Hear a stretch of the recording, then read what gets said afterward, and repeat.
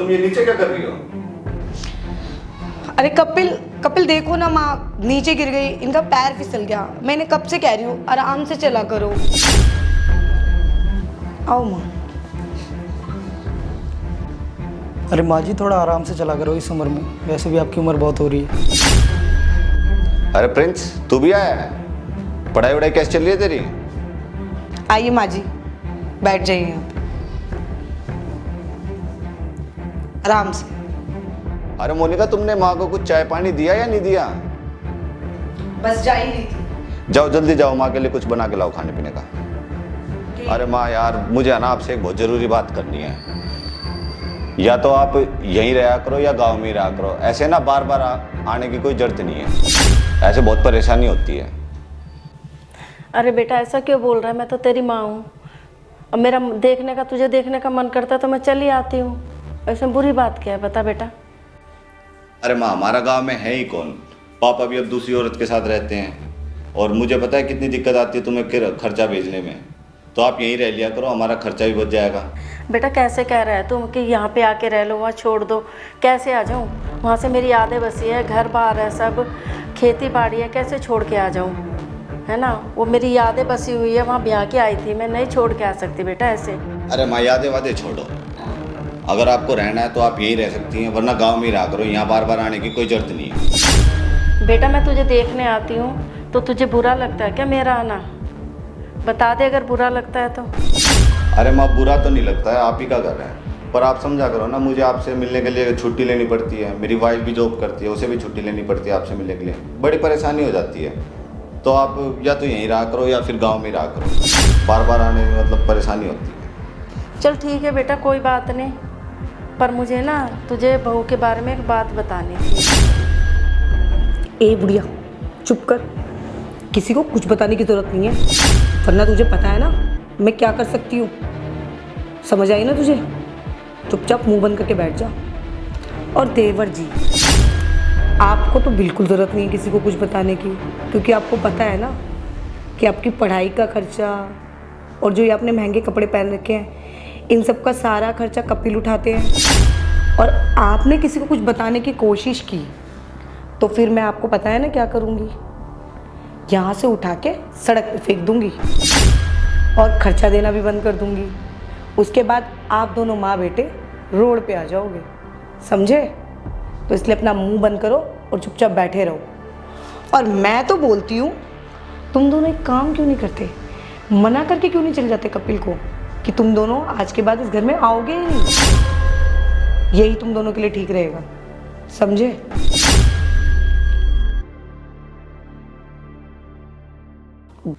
अरे मोनिका, तुम ये अकेले में क्या खुशफुसा रही हो?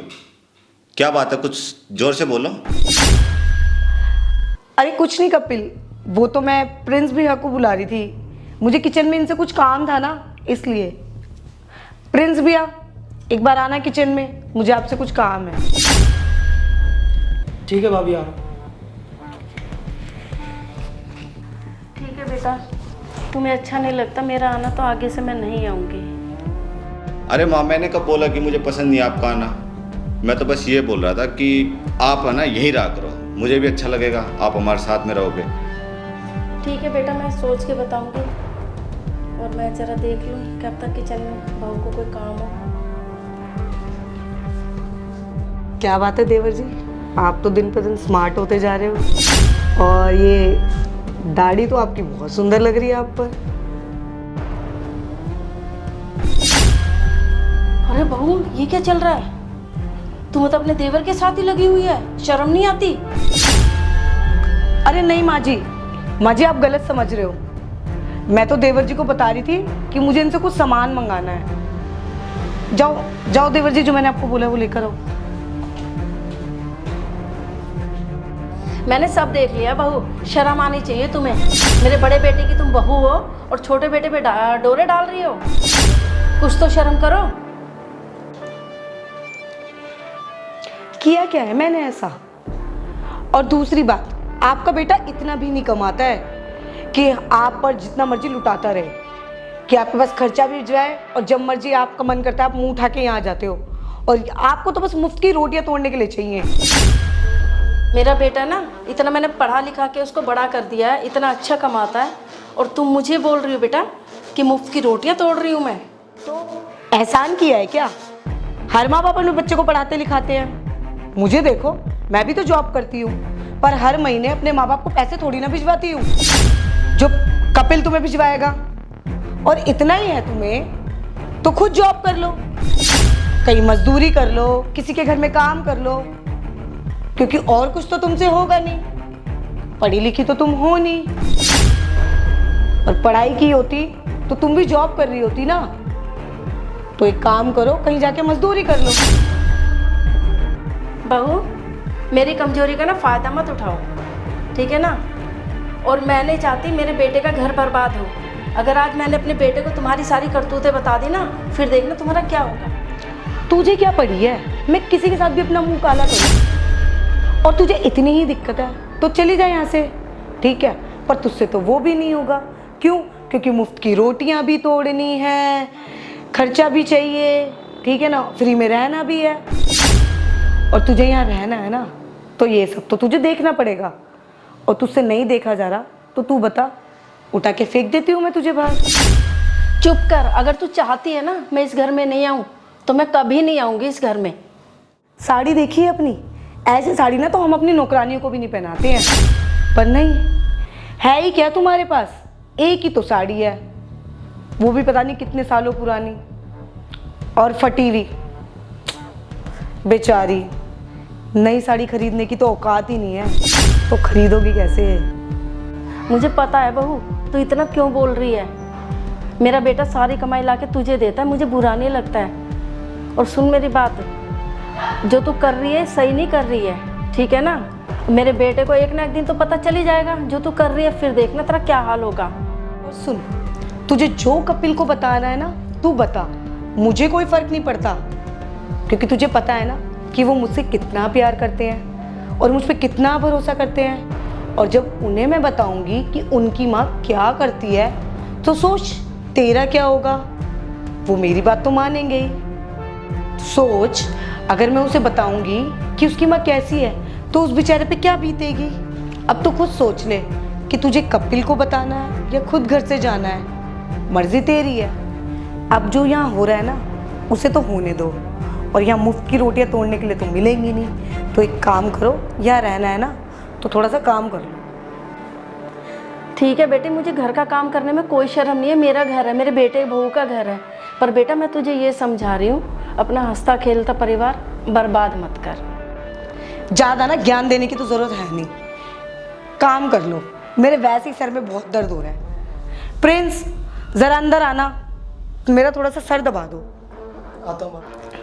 प्रिंस, वैसे तुम सर बहुत अच्छा दबाते हो, और तुम्हारे छूते ही सच में सर दर्द गायब हो गया। वैसे भाभी आप जो ये कर रहे हो ना वो बिल्कुल ठीक नहीं है, अगर भैया को पता लगेगा तो अच्छा नहीं होगा। तुम छोड़ो भैया की, भैया को मैं अपने आप देख लूँगी, उन्हें कुछ पता नहीं चलेगा। तुम सर दबाओ। मेरी बहू जो है सही ना कर रही है, बिल्कुल सही नहीं कर रही है, मेरी गलती है। पढ़ी भी लिखी बहू लाने के चक्कर में ये हाल करा लिया। बताओ, अब देखो घर का काम करा रही है मुझसे। माँ, भाभी जो ये कर रही है ना बिल्कुल ठीक नहीं कर रही है, हमें ये सब भैया को बताना चाहिए। नहीं बेटा, ऐसा काम मत करियो, नहीं बताएंगे बेटे को। पता है, बसा बसाया घर टूट जाएगा। हमारा क्या है, 2-4 दिन में हम तो चले जाएंगे, ठीक है ना? पर उनका घर टूट जाएगा तो ऐसा नहीं करेंगे, हम चुप रहेंगे, ठीक है बेटा? पर माँ ये तो भैया की ज़िंदगी ख़राब कर देगी ना, इससे पहले हमें बताना चाहिए भैया को। अब ये ऐसा आपके साथ कर रही है, भैया के साथ पता नहीं आगे क्या करेगी। बेटा ये बहू बड़ी तेज़ है, हम कुछ कहने जाएंगे तेरे भैया से, और वो बहू इतनी तेज़ है हमें दोनों को फंसा देगी।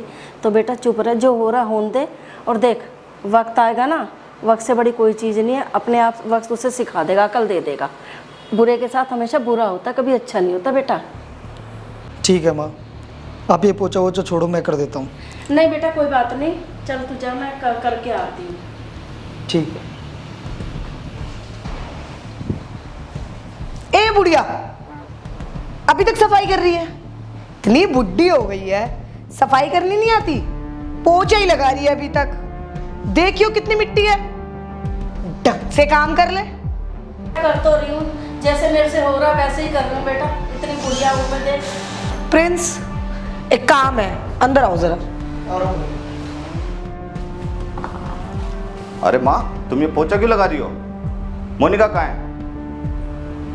मोनिका, बाहर आओ एक बार। ये माँ पोछा क्यों लगा रही है?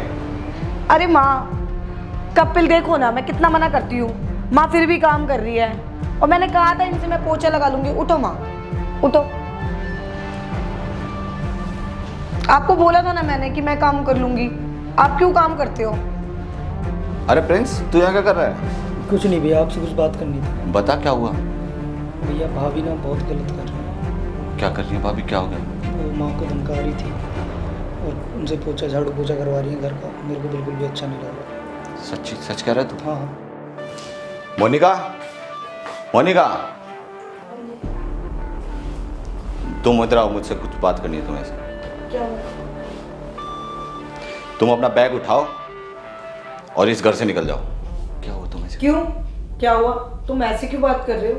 मैं तुमसे ना वैसी बात करूंगा। तुम मेरी माँ से काम करवा रही हो और मेरे आगे अच्छा बनने की कोशिश कर रही हो। नहीं कपिल, मुझे तुम्हारी कोई भी बात नहीं सुननी है और अपना बैग उठाओ और तुरंत यहाँ से निकल जाओ। मेरी बात तो सुनो। तुम्हें मैंने क्या कहा है? तुम्हें जो भी, तुम अपना बैग उठाओ और यहाँ से जाओ। मैं तुम्हारी अब शक्ल नहीं देखना चाहता हूँ, जाओ। मेरी बात तो सुनो। तुम्हारी अब कोई भी बात नहीं सुननी है, ठीक है? और तुम अपना बैग उठाओ, तुम यहाँ से जा सकती हो। ठीक है, जिस तरह से तुम मुझे बात कर रहे हो ना मुझसे, मुझे भी तुम्हारे साथ नहीं रहना। और आइंदा मुझे कभी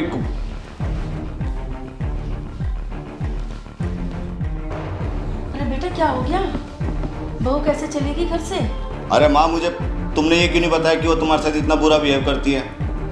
अरे बेटा मैंने इसलिए नहीं बताया कि तुम्हारा घर ना उजड़ जाए, बसा बसा। अरे माँ, ऐसा घर मेरा चाहे 100 बार उजड़ जाए, पर मेरे लिए ना सबसे कीमती मेरी माँ है, ठीक है? अगर तुम खुश नहीं हो तो मैं बिल्कुल खुश नहीं रह सकता हूँ। और ऐसा मत सोचो कि मैं मेरी शादी होने के बाद बदल गया हूँ। मैं आज भी तुमसे उतना ही प्यार करता हूँ। ये जैसे अगर 100 लड़कियाँ भी आएंगी मेरी ज़िंदगी में, पर वो तुम्हारी कमी पूरी नहीं कर सकती है। तो माँ, तुम यहीं रहो हमेशा के लिए, और ऐसी लड़कियों को मुझे शक्ल भी नहीं देखनी है।